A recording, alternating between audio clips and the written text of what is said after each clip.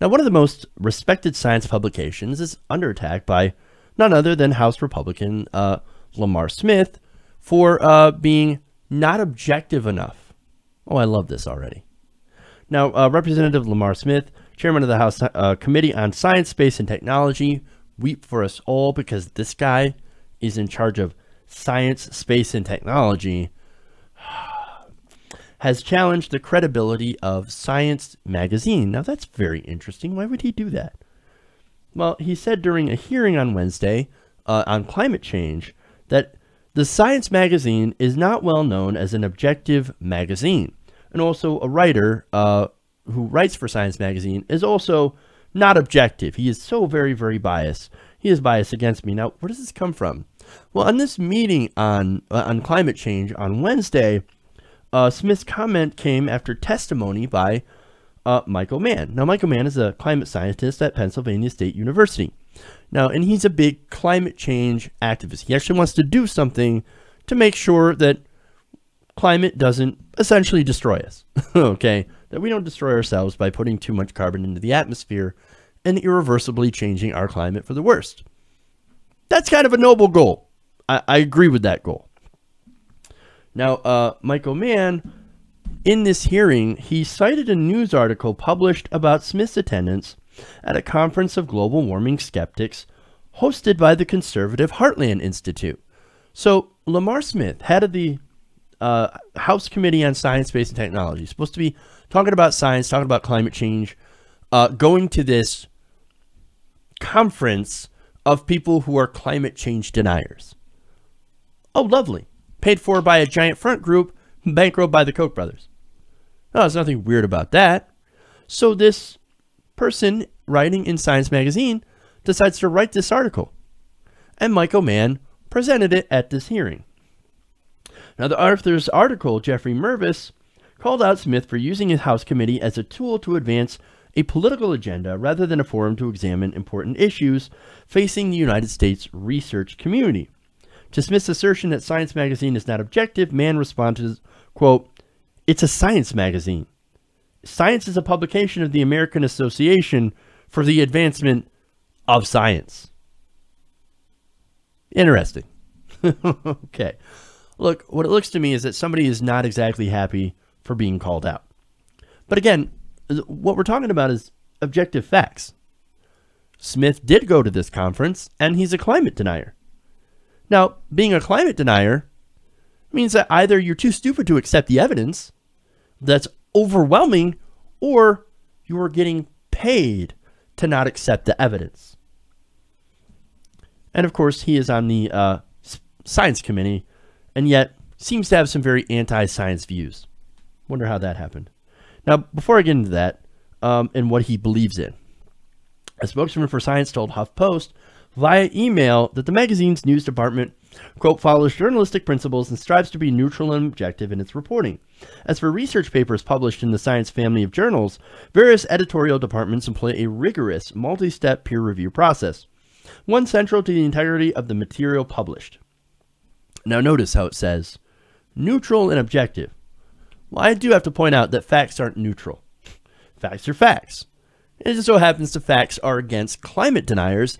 That's why we call them deniers, because they're literally out there denying factual evidence. It's not a belief. It's not a religion, as some right-wingers will try to point out and say, oh, that's climate change religion. No. It's not a belief. It's, hey, we've looked at the evidence, and the evidence says that climate change is a real phenomenon. And it's a harmful phenomenon that we need to maybe rein in. Maybe rein in some of our carbon emissions, rein in some of our methane emissions, which are very potent, which is a very potent greenhouse gas. But no, we can't do that because that's going to cost ExxonMobil and other oil companies a few bucks. Great. Okay. Now, again, Huffington Post notes that Smith has a long history of denying mainstream climate science, running to the defense of the fossil fuel industry, and harassing federal climate scientists. Now, while Smith apparently doesn't trust Science, the magazine, and Science, of course, he has been a devoted follower and contributing writer for Breitbart magazine. Late last year, as Huffington Post reported, the House Science Committee appeared to mock climate alarmists in a post to Twitter. Now, that tweet linked to a Breitbart story that argued, incorrectly I might add, that a short-term drop in global temperatures proved climate change wasn't happening. Now, the tweet drew response from the Weather Channel, which blasted both Breitbart and the House Science Committee. How bad does it have to be for the Weather Channel to step in and say, oh, you got it wrong, dude. Here's some actual facts. Get your shit straight. Amazing. Now, Smith and the committee drew similar criticism in February when they promoted an article published in the British tabloid The Daily Mail with the headline, "Exposed: How World Leaders Were Duped into Investing Billions Over Manipulated Global Warming Data." Again, that sounds a lot like an Alex Jones piece. Oh, you know what? It's not climate change. You know what it is? It's the devil, okay? Yeah, that's what it is. Come on, man. Really? That's what it sounds like. And so he's out there promoting these articles and for a political agenda. This political agenda is to get more money from the fossil fuel industry. Now, Smith also accused the National Oceanic and Atmospheric Administration of playing fast and loose with the data, and the Obama administration of pushing its, quote, costly climate agenda. No. Lamar Smith is totally the credible one.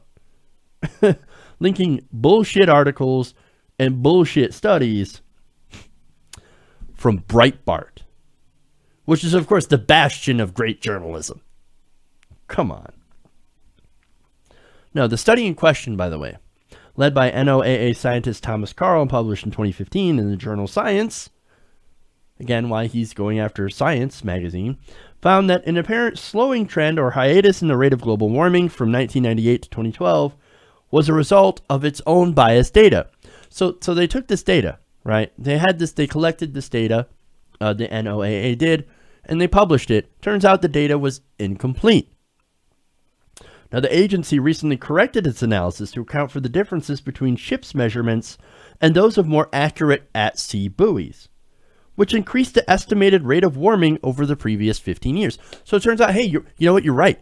The right wing is so right. The measurements, they weren't right. They were wrong. Yeah, they were wrong. And they corrected it. Turns out the rate of warming was even worse than we thought. And there was no dip in the rate of global warming, in the rate of climate change. Oops. So that slowing trend, not a thing. Okay. And at Wednesday's hearing, Mann blasted Smith for his attacks on Carl and the NOAA, which included issuing subpoenas to obtain communications related to the federal agency's analysis. He said public attacks on climate change scientists are, quote, meant to send a chilling signal to the entire research community that if you too publish and speak out about the threat of human-caused climate change, we're going to come after you too. With the majority party choosing the bulk of the hearing's witnesses, and this is very interesting, speakers leaned heavily in Smith's favor, with three prominent climate skeptics joined by Mann, the minority's choice, who advocates the urgent need to tackle human-caused climate change head-on. Now, okay, so what they had is that since you got to pick who could speak, well, the Republicans would pick anti-science people, anti-climate change people, right? People paid for by the fossil fuel industry. And the minority got to pick Michael Mann to argue on their behalf. Now, I love this quote from Representative Suzanne Bonamici, who described the hearing as unproductive. This is the best quote. For a balanced panel, we'd need 96 more Mr. Manns. Damn. Oh, I love it. Now, look, this reminds me of the John Oliver skit, right? Where they tried to have an actual, fair, balanced debate on climate change. Now, he had 3 climate deniers stand on one side and 97 scientists stand on the other side. I love it. But anyway, back to Lamar Smith, okay? Look, we know where this guy's bread is buttered. His top contributors happen to be oil and gas companies. The top contributors to his re-election campaigns, giving him hundreds of thousands of dollars. Of course he's going to be against science and the Science magazine and, of course, climate change. because the oil industry signs his paychecks. Turns out if you're paid by oil and gas to be in favor of oil and gas, you're not the one who's objective. You're not the one who's credible. And you're the one that we should be skeptical about. Hey everybody, thanks for watching this video. If you want to see more like this, please hit the subscribe button below. And if you want to support truly independent progressive media, please consider becoming a patron at patreon.com/TYTNation.